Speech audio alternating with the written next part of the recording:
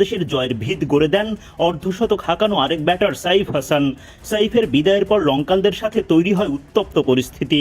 যদিও দায়িত্বশীল ব্যাটিংয়ে হৃদয়রা ম্যাচটা নিজেদের করে নেন। দাপুটে জয়ে সুপার ফোরে দুর্দান্ত শুরু। শ্রীলঙ্কার দেয়া 169 রানের লক্ষ্যে ব্যাট করতে নেমে ওপেনার তানজিদ তামিম রানের খাতায় খুলতে পারেননি। নুয়ান তুষারার বলে উইকেট হারিয়ে শূন্য হাতে সাজঘরে ফেরত যান।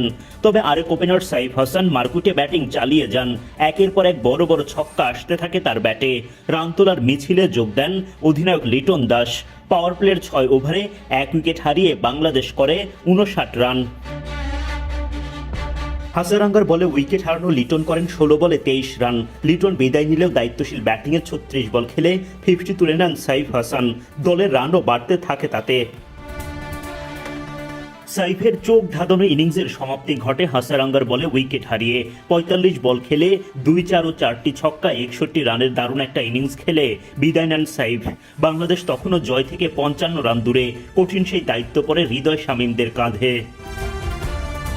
অফ ফর্মে থাকা তাওহিদ হৃদয়ই এদিন হয়ে দাঁড়ান দলের বড় ভরসা। দাপুটে 50 তুলে নিয়ে দলকে দেখান জয়ের পথ।